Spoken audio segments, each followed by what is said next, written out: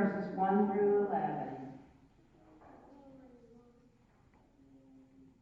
So if there is any encouragement in Christ, any incentive of love, any participation in the Spirit, any affection and sympathy, complete my joy by being of the same mind, having the same love, being in full accord and of one mind. Do nothing from selfishness and conceit, but in humanity count others better than ourselves.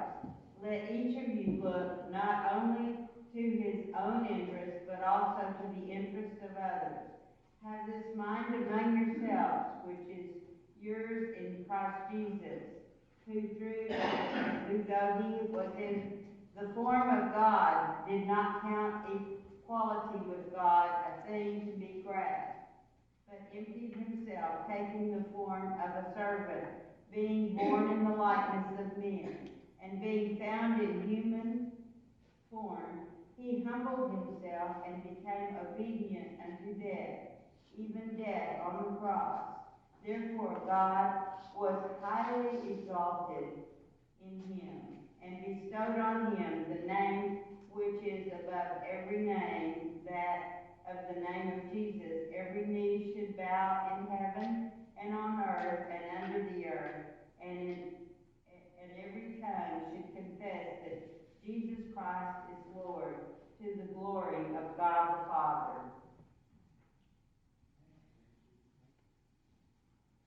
Well, we have been doing a sermon series called Potluck Promises, and we have been talking about some different potluck dishes that are out there and tying them to the different vows that we make when we join the church. And again, those vows that we make when we join the church, 5 vows, we promise, we pledge to the United Methodist Church our prayers, our presence, our gifts, our service, and finally today, what we'll be talking about, our witness. Prayers, presence, gifts, service, witness. And so, I thought, what better way to talk about witness than talking about some chili. Now, you probably wonder what all that's about. We'll get into that in just a bit. But let me just start off by saying, when I met Rachel, my wife, she said one of the first things that she fixed for me was a bowl of chili. Now, she said, as you go on in your life, you will find that there are plenty of other good bowls of chili on, but there is no bowl of chili as good as the bowl of chili that I am going to be making for you right now. And I vouch for that. That's still every bit as true as today, because that's wisdom right there. It is always your spouse's bowl of chili that is the best. And Rachel is originally from Oklahoma. I'm originally from Tennessee. And so when we talk about chili, sometimes chili looks a little different. You may have noticed this particular chili. If you look, you see, of course, the meat. And you see some jalapenos and some sour cream. But you don't see any beans. And that's because a lot of Texas chili does not have beans. Now, of course, where I am from, we have plenty of beans. We have kidney beans, and that's part of what's typical about chili. Now, regardless of whether you have your beans or you don't have your beans, a little or a lot, you, of course, in addition to what's there, you tend to have something that gives it a kick. And I'm not just talking about a tomato sauce, although certainly adding in a can or two of Rotel might help manage. Chop up some tomatoes. Chop up some onions in there, right? Put in some cumin, put in some jalapenos, put in something to really give it a kick, and you've really got something that is a winner, right? And if there's anything that we know about chili is not only what you bring to a potluck, but chili is also the best that you bring to a chili cook-off. And chances are you've been to more than your fair share of chili cook-offs. Maybe even you have participated, borne witness in one of those chili cook-offs. Any of you cook chili? Any of you? Okay. Come on, y'all. Any of you been in the chili cook-off? Right? Any of you won any prizes? No, all the hands go down on that. Okay. I had a friend who just told me she had a crazy pineapple chili that won down in, I believe, Waxahachie earlier this week. There's always a contest for chili. There's always a contest because everyone is trying to bear witness by putting their best chili forward. It's like we never just say we want to make okay chili, right? No one ever says, I'm just going to make just a subpar thing of chili.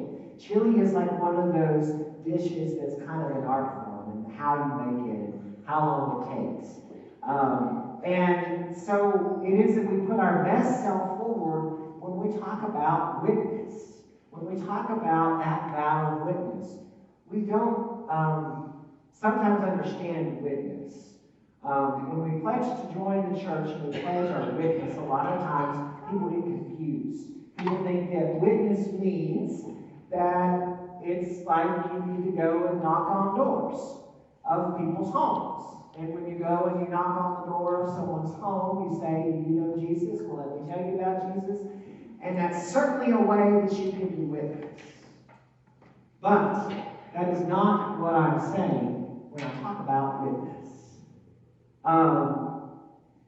When I'm talking about witness, is I'm talking about an everyday interaction with people, an everyday interaction that is the season and the spice and the kick in our life, the thing which identifies us, that makes us who we are. What is that song that we sing? It's probably been a while since we've sung it, but I know we sing it at church camp probably growing up.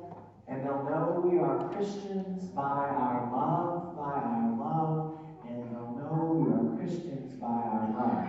If you get nothing else out of this warm bowl of chili sermon, ask yourself this question. Will they know that you are a Christian by your love, by your witness of love? Because that is what the Scripture speaks about. Not the exceptions to the rule, but the way in which witness is called to be the rule. If then there is any encouragement in Christ, any consolation from love, any sharing in the Spirit, any compassion and sympathy, make my joy complete. Be of the same mind, having the same love, being in full accord and of one mind. Do nothing from selfish ambition or conceit, but in humility regard others as better than yourselves. Those first 4 verses that really cover the essence of what it is. Paul is talking from that house rest place where he's at there to the church in Philippi. He's addressing this letter. He's giving them instructions for how to live with one another, right? How to be in community with one another. And as we step on into full bore into what is the election cycle that's coming up. We've got the Iowa caucuses coming up. We've got all of this political stuff that is coming up this year. Do we not need to know how to be the best witnesses that we can be? Not in a political stance, but in a loving stance. How are we called to be witnesses for each other so that people recognize us by our love, by our compassion, and our conversations with each other? You see, anybody can get into an argument with somebody else. But can you be a witness in the way that Christ would call you to be a witness? No ifs, ands, or buts. It's what we are called to be. We are called to be the best witnesses. When it talks about in verse 1, it says, if there is any encouragement in Christ, any consolation from love, any sharing in the Spirit, any compassion or sympathy, make my joy complete. That word compassion translates a little differently sometimes in the King James. There are places in the King James where the word compassion translates not as tenderness and love, but it talks about how deep-seated that compassion is supposed to be. And it says that it is to be in the bowels, literally. And that was the heart, that was the seat of emotion. It's not the heart in the way that we have come to define it today, that it used to be, that it translates quite literally as bowels. That deep within you, that you would have that sense of compassion and of sympathy for one another.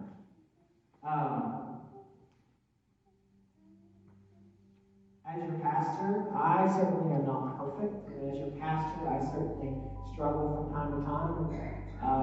And some days and some weeks are like that, where I sit there and I think, God, I know that person is not right. Or I know that person, they're really just frustrated about something. Teach me not to prove myself. Teach me not that I have to be correct, but teach me to be wise and to have compassion for them. That is the mature thing to do. If we're seeking to be made perfect in love, then we're seeking to be made mature in love. And if we're seeking to be mature in our faith, then it is not that we have to be right and someone else has to be wrong. That is not the goal of the Christian life, and that is not the goal of our walk. If we are against one another, then we cannot go through this thing called life together. And we certainly cannot do it with Christ behind and before and within us. Because Christ always chooses to meet those where they are at. He chooses to meet the broken at their place of brokenness. He chooses to meet those who are sinners at the place of their sinfulness. He chooses to meet those who are struggling at the place of their struggling. He chooses to meet the powerful at the same table as he would with sinners, tax collectors. He chooses to meet us where we are at.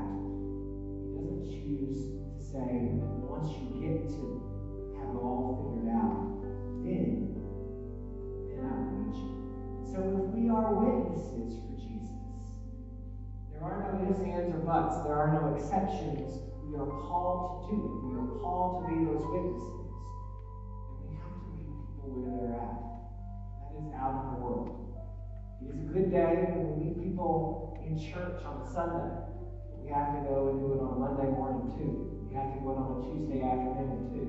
We have to do it on a Wednesday evening too. We have to do it at work. We have to do it at school. We have to do it at the post office. We have to do it everywhere. If there is a place that you have drawn